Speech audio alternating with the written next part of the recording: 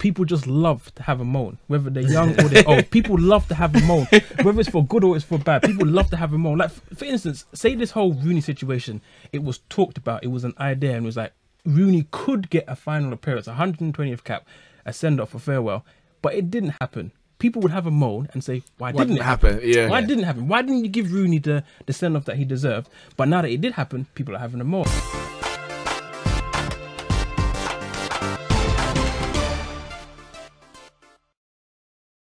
Yes, guys, we are back with the Neeks Sports Podcast, episode 4, and it's the international break, and that's what we're going to be speaking about. I'm here with, of course, Kyle, our resident guest here on Neeks Sports, and Terry from the Football Terrace. Yeah, it's weird sitting in this chair, bruv. Rather than you in mine. It's a weird dynamic. I am the captain now. The topics we're talking about today, I said, is the international break. So it's all to do with international football and thereabouts. First, we're going to talk about the UEFA Nations League and international friendlies in general. What is the point of them? Wayne Rooney, the legend that is, some may agree, some may disagree. Where does he rank among the England greats? And VAR, we've heard that it's going to be introduced into the Premier League next season as well as the Champions League. Are we for or against? I want to talk about Wayne Rooney. Obviously, you briefly mentioned him, Terry. And yeah, I spoke about it in terms of his dedication that he's played for England. Now, we know that he got his 120th cap playing for England in a friendly, I don't know what you want to call it, charity, because it was a charitable element to it against USA last week. Now, there was a lot of controversy, which, I mean, I'm not shocked because there's always controversy whenever the media print any story. But I'm slightly surprised based on, Wayne Rooney and what he's done for England. I don't know what you make of the whole kind of, ceremonial aspect to the fact that he was called after retired from international duty in August. No, last year. I think last year, innit? Yeah, 2017, last year, something August. like that. Yeah. When soon as Southgate got the what was it? I can't remember. I think it was last year anyway. He retired from international duty, and then he got called back in the England squad. And he said, "No, basically, I don't want it. I'm finished. And he's been called back now for this testimonial, which he's played. But people are saying basically he doesn't deserve it. He's not good enough to get in the England team. He's playing in USA. His career is done. You're giving someone a cap who doesn't deserve it just for, I don't know, for ceremonial purposes. I don't know what your take on that is, Carl. Me personally, when I first heard about it, I had no issue with it. But then I started reading, I started listening to the radio, I started listening to other people's friends and families' thoughts, and some people just took it way too far. It's literally that they took it way too far. I mean, I read and I heard some stuff. They were like, "Oh, Rooney doesn't deserve this because most of his goals and most of his appearances came through friendlies, which are like none and void. He's coming up to 120 caps, but most of them are against, Luxembourgs and nonsense teams in friendlies. But it's like every player at every international side, most of their caps comes against international friendlies because it's the majority. Like competitive games are few and far between. You got the Euros, you got the World Cup, and their qualifiers, and that's it. So most of the matches are friendlies. Most players get their appearances through. So that comment in itself, I didn't quite understand because they were like, he's got 120 caps, and they were like 67 of them are against teams friendlies. I was like, well, but then if you do that for anyone, if you do that for Neymar, he's got in South America. Apart from the qualifiers, the rest is friendlies. Like it happens for everyone. And then with Wayne Rooney, have the amount of work that he put in for England, and we see this everywhere. Players like Puyol for Barcelona and Man United legends. People get this testimonial at club level. Why can't you have it at international level? If Rooney would have had this at Man United, he can have this at England. Xavi can have it for Spain and he can have it for Barcelona. It's the same for any other player. So having a send off, like a farewell, a kind of like final game, it's like I'm cool with that. But people took it way too far. Oh, he doesn't deserve this.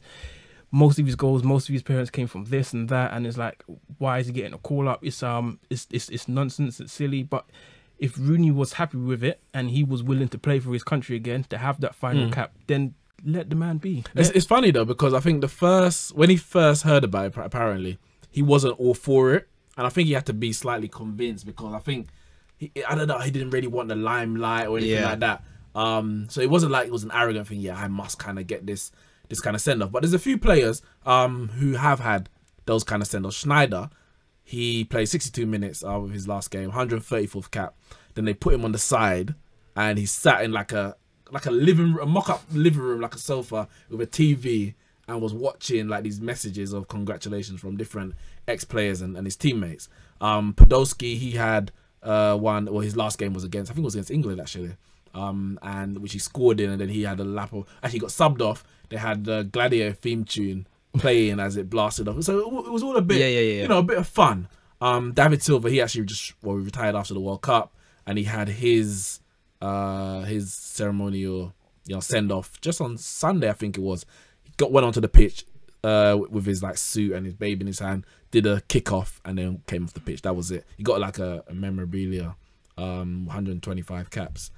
Maradona, he retired in last game was 1994 after the drug ban at USA World Cup. He retired in 1997, but then they called him back in 2001 when he was 41 years old to have his send off, and basically, obviously, Argentina just went mad for it. Everyone loved it, and Pele was in the stands, Platini was in the stands, and then he got actually at one point he took off his Argentina shirt and had a Boca Juniors shirt underneath, and everyone in the stands went crazy. But then there was 3 players, actually 4, I think, Henri Zidane, Desailly, and who was the other one? I can't remember. There was another one. I think there was another one. Basically, none of them got a send off.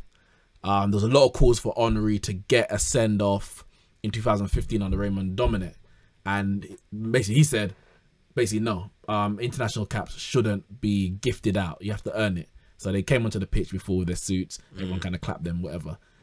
Is that what you think, Terry? That it's not just to be handed out as a gift, or they have to actually earn their position? Should they be good enough to play in that team? Like, I think Rooney going from 119 to 120, to say, I think he's earned that gift, if that makes sense. I've seen in England, and I mean, no disrespect to these players, I've seen the likes of, what's that geezer's name? I don't want to say Kevin Phillips, not Kevin Phillips. Is it Davis? The bold striker. Kevin I mean, given a cap, when he was never going to become an England regular, he was gifted a cap. I mean, in terms of, a good run of form in the Premier League, opportunity to play. Many players, and every generation listening to this will remember a player with 1 or 2 caps given an opportunity. There are other guys out there that I think have earned England caps and should have got more, whether it be Michael Carrick or Andy Cole, Matt Le Tissier. Didn't get them. This is just depending on the manager, depending on the style of football at the time, and all these things play a part. I think honouring a player like Wayne Rooney is important. Breaking the goal scoring record. I mean, I take everybody's point. Outside of Euro 2004, he didn't perform at the major tournaments. That shouldn't have been taken to at least 2 of them because of injury, especially the World Cup in 2006 when he was still hot. But that's a by the by. Yes, played a lot of friendlies, but that's because England play, like all nations, a lot of friendlies. He can't help the era of football that he's been brought into. Equally, 69% of his goals for England have been in competitive games, both tournaments and qualifying. He's England's highest ever goal scorer in qualifying for tournaments. So, yes, when he did fail to qualify for Euro 2008, yes, we did. I mean, that was under McLaren, lots of bad mistakes in the overall team. But Rooney's goals and Rooney's performances in qualifying got us to a lot of tournaments. And in decades before that, England missed out on more tournaments without someone like a Wayne Rooney that continually scored goals. And I think that England honouring people that have performed well, that have dedicated a lot to their country, very rarely pulled out of squads, only if they were injured, went to tournaments when they never should have done. When, as you say, he was injured.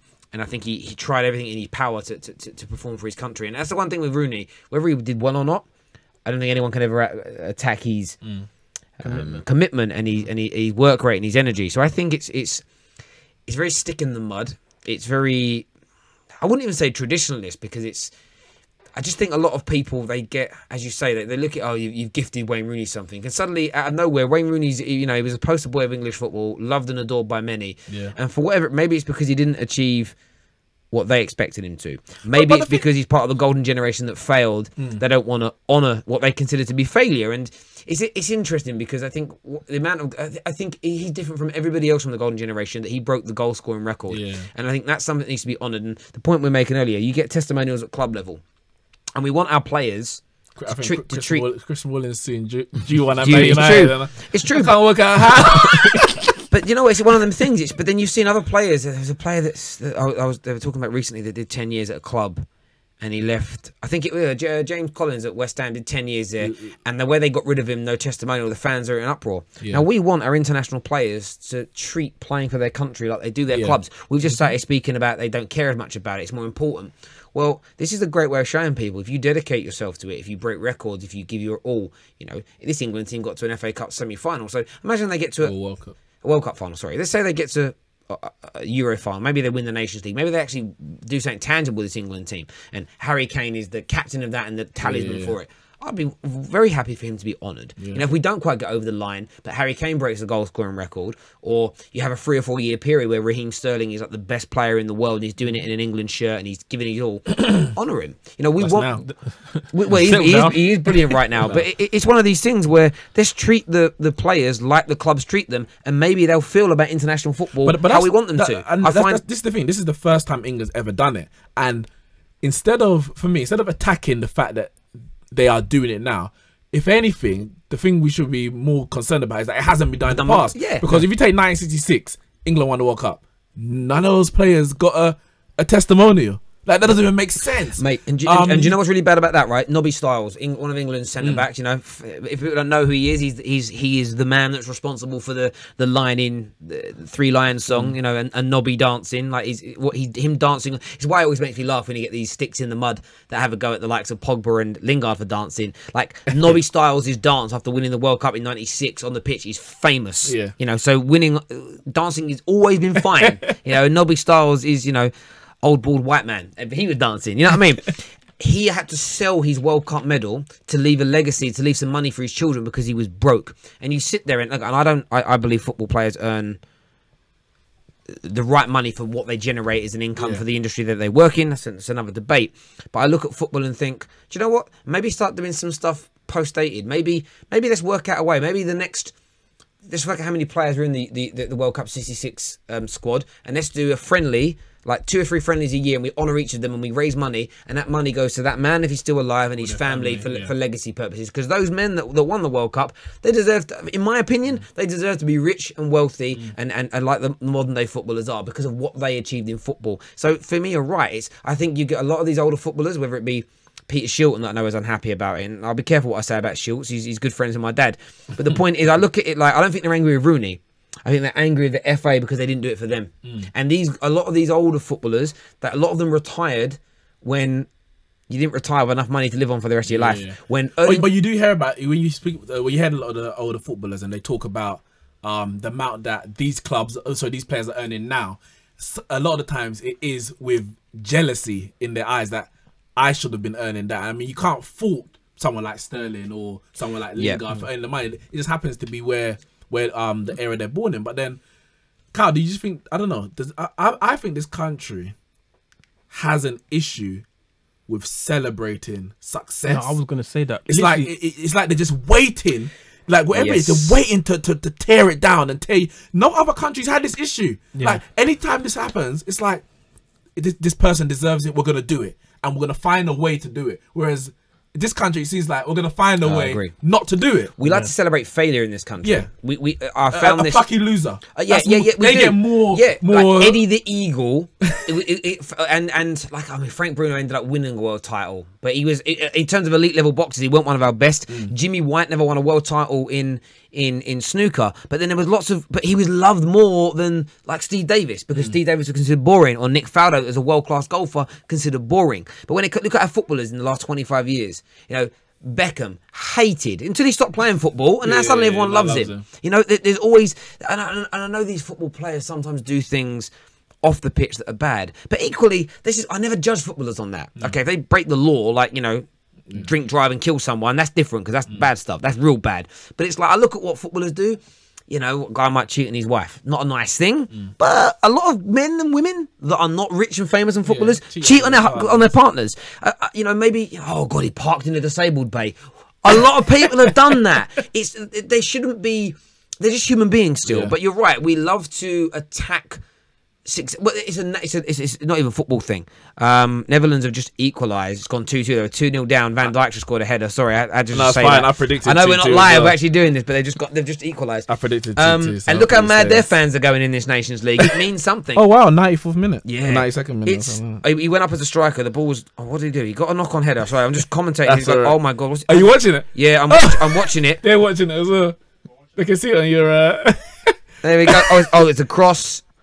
Oh, it's a good. What a volley! What a volley! Absolutely brilliant. Is that best centre back in the league? Use that as a title. One of the best in the world. Best in the world. One of the best in the world. One of the best. Well, you were saying, yeah. But yeah, I think finished 2-2. We've got an issue in this country with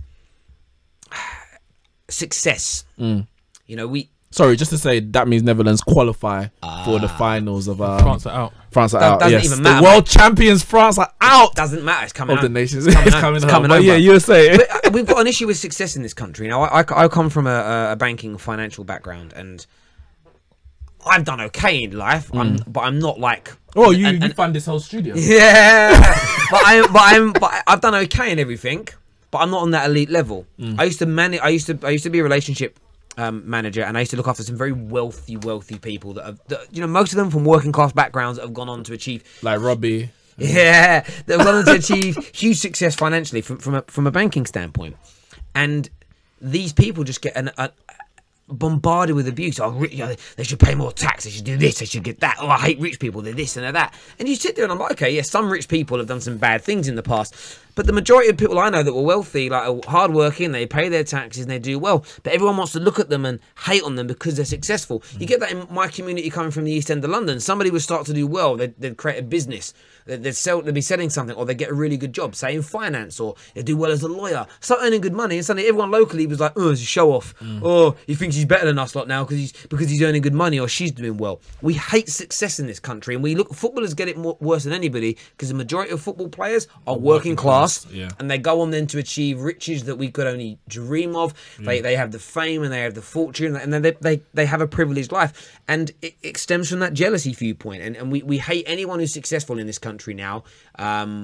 We hate elites, we hate authority figures, we hate successful people, and I think that feeling people have about society is massively stemmed and overflowed into football in recent years, and I think it's quite sad, really, because for me, when I see a footballer who's come from nothing and he's earning £10 million a year, if I see a banker, if I see a lawyer, an architect who is smashing their industry and earning well, I just look at them and go, one, you're a bit of an inspiration, and two, well done you. Yeah. I look at their nice car, I see their big. I went to I want that. I went to a client's house once, and I walked into this apartment. It cost him £12 million, and I walked in, and I just looked at it. He went, "You're right." And I just looked at it. I said, "Well done you." He went, "What?" I said, "This place is amazing." Yeah. And he went, "Oh, really?" I said, "Really?" I said, "It costed £12 million." I was just in awe, and then I walked out going, "I want that." Now, I will never. I don't ever believe. I don't think I have. I actually don't think I'm smart enough to ever earn that amount of money. I have to win the Euro Millions to earn that level. But equally, it's like my targets are. I'm 40 years old. I'm going to be mortgage free. I want to retire at 45, 50 at a push. But I've got these goals and ambitions in my life.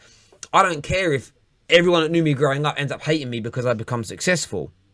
But I know that's what society's like. People don't like it when you do well, and football players get so much abuse, they get attacked so much, and it's a sad state of affairs, really. Because would you say sorry, no, but yeah, it's no. I think it's more to do with like the environment where we grow up and where we live, because it's more so this country Pacific. People just love to have a moan, whether they're young or they're old. People love to have a moan, whether it's for good or it's for bad. People love to have a moan. Like, for instance, say this whole Rooney situation, it was talked about, it was an idea, and it was like, Rooney could get a final appearance, 120th cap, a send-off, a farewell, but it didn't happen. People would have a moan and say, why didn't it happen? Yeah. Why didn't it happen? Why didn't you give Rooney the send-off that he deserved? But now that it did happen, people are having a moan. And I think I think the reason why is because it's so hard living over here. Over here, Arsenal season tickets are astronomical. Like, the cost of living over here is so high. They say £7.50 is national minimum wage, what you can live off in London, which it isn't, because that's literally the bare necessities. Like, nah, man, bruv, I grew up here, bruv. Yeah, I know, man. Bread, you're living off of bread and milk. You're walking to work. You're not taking. You're talking about my life when I was 21. Literally, right? I swear, my dinner every night. And if it weren't for chicken and chip shops, I would have died of starvation. Boss man, yeah. Yeah, exactly. $1.99 dinner every night. That's all I could afford. Walking 5 miles into Stratford to work because I had no money. And I think this is the kind of stuff. And then when you're doing this day in, day out, week in, week out, month and year out, right? It takes it takes its toll on you, and you become a certain person, not because you wanted to, but because where you live, it made you. So someone does well, and you came from a struggling background. You just have a moment. Oh, why they earning that much? They don't know about true hardship. Try living in my shoes. And that's what happens. And agree. And then you get the media reinforces that fact. And then you get people that, again, listen, I respect teachers, I respect nurses, I respect, those jobs. Those jobs that they're not, they do the most. I couldn't do either of those jobs, but they're not very well paid jobs. And I had some guy say to me once, he was a nurse, and he's like, we should get paid the same as footballers. I was like, but then you'd bankrupt the country, bro. And also, if a nurse respect the teachers, man, and the nurses. Bro, I do respect them, but I'm making a point here. If you let's just say we took every nurse, right? They got in the world in the UK, right? And I don't know how many that we could Google. Let's Google it now, right? How many nurses? How many nurses in the UK? Let's just see how many there are. I don't even know. Let's get that figure, right? Let's get this figure up. It's loading now. Wow. Okay. Woo! Okay. Registered nurses between about 692,000. So this is what one nurse said to me. I want to be paid. We should be paid what footballers get paid. They should get our pay because what the job we do. So if you take 690,000 of them, right, and it's given the average Premier League wage, which is £47,000 per week. Okay, that's £32 billion a week. The country's bankrupt. Equally, you're a nurse. You get paid 72 grand a week. How long are you going to be a nurse for until you say, I don't need to be covered in blood and shit every day? Some of the nurses are going to continue doing that job because it's a vocation and they love it. And listen, I am not attacking nurses. And I know that most nurses and teachers and people of these jobs, and I'm giving them as examples because they're the ones that always get brought up. Or how much is it's like, okay. And I think the argument when it comes to that is so ridiculous because people are thinking, I'm not so ridiculous, but people think, I guess, on a moral standpoint, because what you contribute to society, you should get paid X, Y, Z. But that's not how the world works, and that's never how the world has been. You are worth as much as someone is willing to pay for you, or how much value you bring. Now, financially, footballers bring probably more value to the country than any individual career or job than anyone else. Hence why because if I had a company.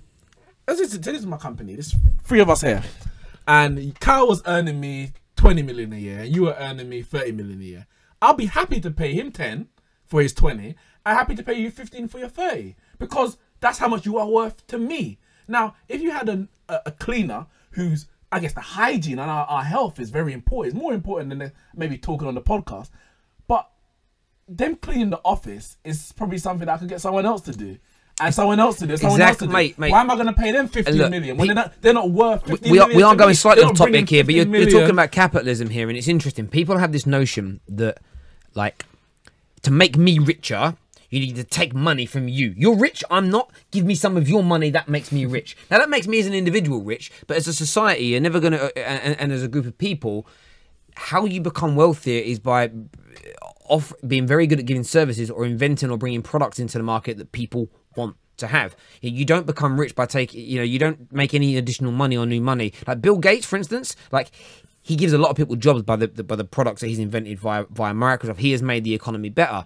If I go and invent something that's as good as Microsoft, don't matter. I could be the poorest man in the country. If I invent something as good as him and as successful as him, I'm going to become one of the richest men in the country. That's how you grow things. And it's like I said to a lot of people, if you could walk into any business tomorrow and guarantee that you are one of only a handful of people that can generate this level of business, like a football player can. I can generate this. No one else can do it. I've got this method, this da-da-da-da-da-da-da-da. You are going to get paid big, big money. But if you're like the majority of us, and I put myself in that category, I'm a number in a cog.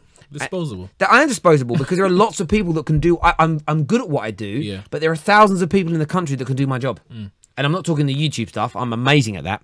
I'm talking about my financial job. Yeah. There are lots of people that can do what I do. So if I but because there's less people than who may be a nurse or maybe a teacher or maybe because there's less people that can do that. Even though there's more than maybe a footballer, but my value is set at a certain amount. Exactly. So the point is, the way you become wealthy is by you can do well in life if you work hard and you're good at your job. If you want to become like these super rich people, you need to be good at something that is elitist in terms of being a world-class singer, an actor, one of the best surgeons in the world. These people always earn great money. Or you need to go and invent or bring a service to the table that no one else is doing, or be amazing at it. So, my brother works in construction. He's an amazing plumber and gas engineer. He's earning great money because locally where he lives, he's regarded as one of the best. And everybody recommends him because he does the best work. So he's doing a job that's very generic across the country, but locally, he's smashing it because he's amazing at what he does. But I think what your point is, people get angry at these things, and footballers bear the brunt of this, is that we live in a society now where rather than people say, you know what?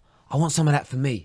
I'm going to go and work hard. I'm going to push myself until I get it. They'd rather sit there and moan that they haven't got it, attack the people that have got it. But do you know what? In 10 years' time, they're still sitting there in their pants, and their biggest achievement of the day is pissing the shit stain off the toilet, as opposed to going out there and achieving it. But people live like that, and they actually think that by moaning about it and being angry at the world, they're going to achieve. It never comes. It never ever comes. So, Cal, but as good as Rooney has been, as good as Rooney has been, as much hate as he gets, I personally think a lot of stick that he gets is because he played for Man United. And no doubt that he will get a lot of stick. Someone like Gerrard will probably get a lot of stick because a lot of fans, for some of them reasonable reasons, hate Liverpool. And I think nowadays there's probably even more reason why. But Man United and Liverpool are the two biggest clubs we grew up. And, so their players are generally going to get a bit more stick from opposition fans. I think Rooney suffered from that as well. But where does he rank when we're talking about England's greatest? Obviously, he's got the most caps for outfield player, only 5 less than Peter Shilton, goalkeeper. He's the highest ever goal scorer, ahead of Gary Lineker. 5 goals ahead of Lineker. How many did Lineker get? 48, 49? 48, yeah, he got 48. 5 ahead of Lineker. 6 ahead of Jimmy Greaves, more than Alan Shearer. Is he England's greatest player? I personally would put Rooney in the top 10, and that's it. I wouldn't even put. Obviously, I wouldn't even put him in the top 5. You wouldn't? No, I wouldn't. But I'll put him in the top 10, and I'll leave it at that. I mean, there's some great players. Like, for instance, England's goalkeeper when they won the World Cup, the save that he did against Banks. Yeah, good man. What about his save 4 years later against Pele? Nice. Pele. I mean. Do you know what? It's an interesting one. I think there's a difference between is he actually the best or like who do I prefer to watch? I love Wayne Rooney. I named one of my cats was called Wazza. I named my cat after him. I love Wayne Rooney. Right? I've got no qualm in saying that. I would hold, in terms of greatness, the majority of the. Is he a great England player? Yes. He's a great England player, yes, but he's not the greatest. I would put him. I wouldn't say one of the greatest as well. Yeah, you wouldn't say he's one of the greatest. I would put the 11 that started in Jimmy Greaves, the 66 winning team. I'd hold them as bigger legends than Wayne Rooney. Some of them, Wayne Rooney was a better football player than a greater player, but they would be my. They won it. They're the elite. They won the tournament. Then when you talk about everybody else as an example. So from your Peter Shiltons, your Linekers, Terry Butchers, David Platts, from all over the ages. I look at Rooney, Pierce, Shearer. Rooney's up at the top of that echelon of all the other England players that, as a nation, failed. They got to semi-finals as a maximum, had good moments here and there. You think like Rooney did have one very good tournament. Would you put him ahead of Owen? Owen got 40 goals in 89 appearances. Rooney 53 and 120. Yes, as a greater player, because again, when you look at when you remove the stats for a second, Wayne Rooney for England was the same as he was in his heyday at United. He was sacrificed a lot. He'd be moved out to the left, the right. He'd play midfield. He'd drop into the hole. He wasn't just an out-and-out goal scorer. He often played as that secondary striker, that creative player, as an example. So he was a much better football player than Owen, and I think he offered more. To the team, but Michael Owen's very, very similar in a way. Michael Owen had one really good major tournament. And that was he burst onto the scene in 1998. Yeah. Alan Shearer had one good major tournament, which was in 1996.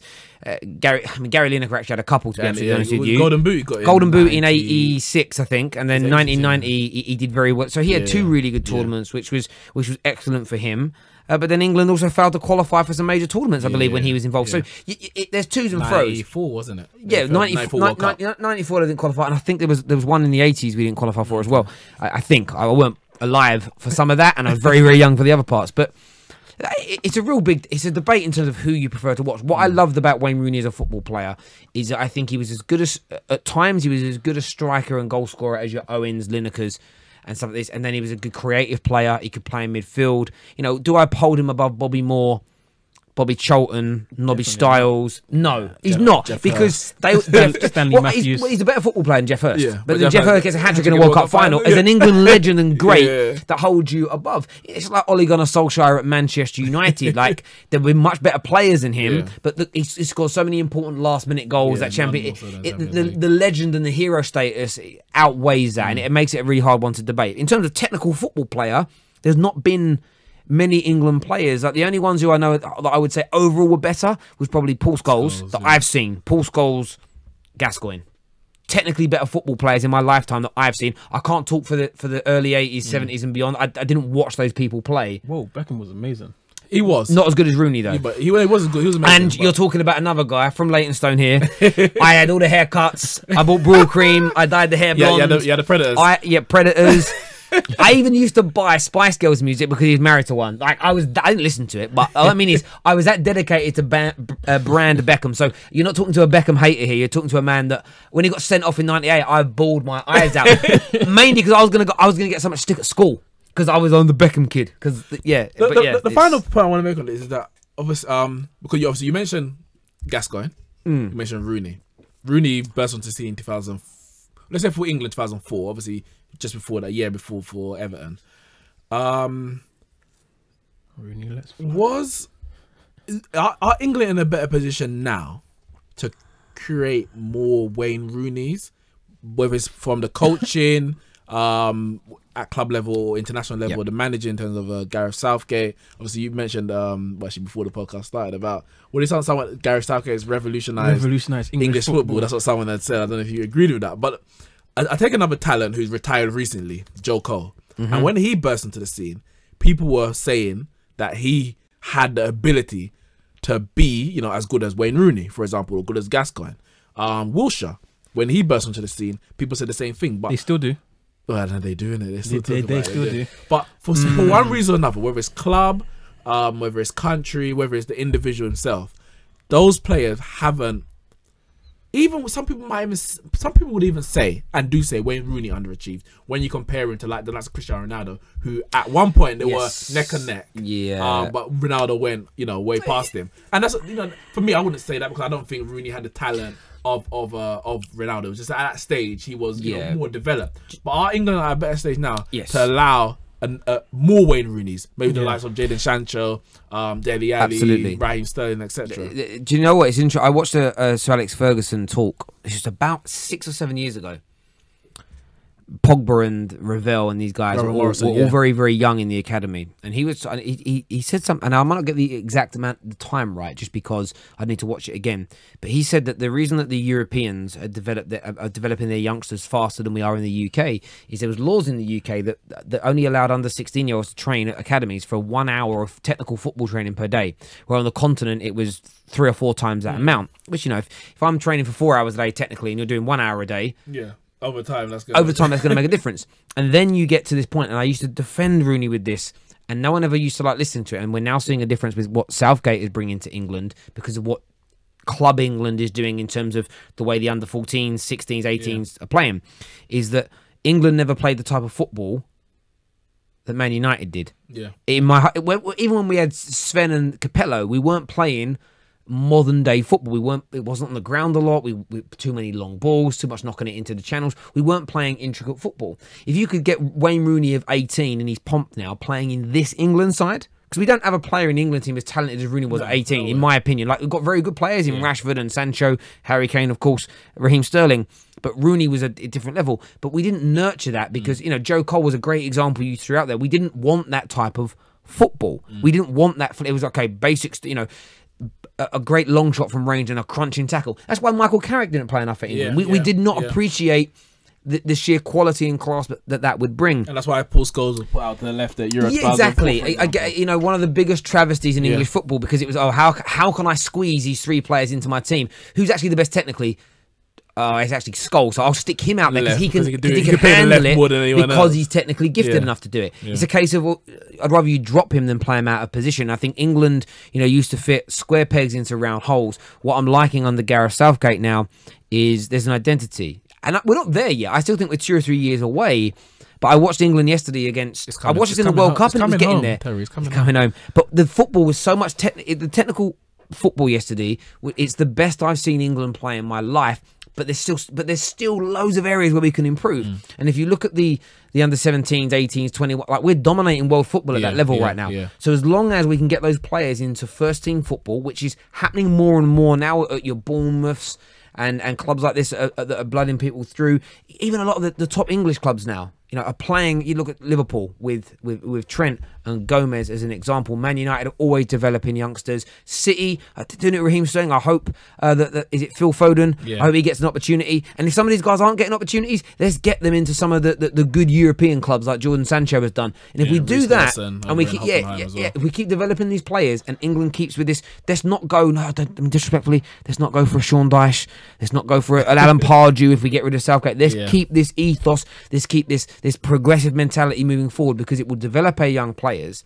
And for me, it's a lasting issue. It also disproves that myth for years that foreign football was killing our game. What we needed to do is go, it's better than our game.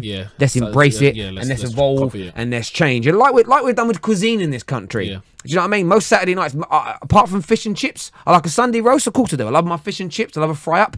But of course, I also love a Chinese. I love a bit of Mexican food. Love an Indian. I like a bit of that. I love a bit of curry goat, bruv. I literally, like, my point is, my palate is like multicultural. So why shouldn't we do it to our game of football as well? And I think we are starting to do that now. We're changing it, and England are reaping the benefits. It's coming home. Final point on this guy. I don't know if you think that we can, you know, England can create more. We're going to see more Wayne Rooney's. I don't know more Gascoignes. I don't know about that. That's a bit of a stretch. I mean, those are like 1 in a million gems. But they shouldn't be, because Spain don't have one. Spain had 3 in a million in one team. Or 3 in 11, should I say? Yeah, but people on the bench matter. But they couldn't get in the team. They will come from one team, innit? They will come from one team. Yeah, but okay, David Silva couldn't get in the team. Mata couldn't get in the team. It was Busquets, Xavi, Iniesta. They all come from one team. Fabregas couldn't get in the team. They all come from one team. Busquets, Xavi, and Iniesta. They all come from one team. Yeah, but what I'm saying is Spain at that time, 2008 through 2004, yeah, because they all come from 12. They all come from the same academy. They had 6 probably central midfielders who were far outweighed anything England were producing at that time. Yeah, no, it's true. That's true. But no, I think we can. We just have to stick with what we're doing. I mean, like previously, like in the World Cup, just as previous as soon as the World Cup, what was the formation that they played? It was like 3-5. Yeah, they played 3-5-2 something. Yeah. And then now they're playing 4-3-3. Yeah, they 4-3-3, and I think it's like how they played against Croatia in this comeback, the 2-1 victory. In terms of how they played against Croatia in the World Cup semi-finals, it was completely different, and they played far better than they played in the World Cup. And I think it's because I think someone said that the reason why Southgate is revolutionising English football is that he's able to look at the Premier League and he's adopting some of their football to help the players that he's currently selecting. Which makes sense, playing that 3 at the back in the World Cup, where they don't actually play that at club level, it's hard for them to adopt the 2 different styles, whereas majority of them play 4-3-3. Like Man City play 4-3-3, Liverpool play 4-3-3. So players like Trent and Sterling for City and John Stones at Man City and all them players, they're used to 4-3-3. So with Sterling in a front 3 rather than him playing close to Harry Kane in the World Cup, he was, but he's much easier with in a 3 with him, Rashford and Kane, and Kane's the front man, and he's doing what he does at Manchester City for England. It's much better for him, and it's much better for the team, and they're playing completely different. So as long as they stick to what they're doing now, there looking at club football, seeing what the players are doing, and not just in the Premier League, but outside of the Premier League as well. Like, yeah, you got Sancho. I'm happy there because sometimes, sometimes in the past, England players have gone abroad and managers forgot about them. Manningham, he went to Real Madrid, and for some reason, for me, he should have been in that England team when everyone was looking for a left winger, and he couldn't get in the team. Woodgate go Real Madrid? Woodgate went Real Madrid. I mean, injuries messed him up, but he was class. He was good.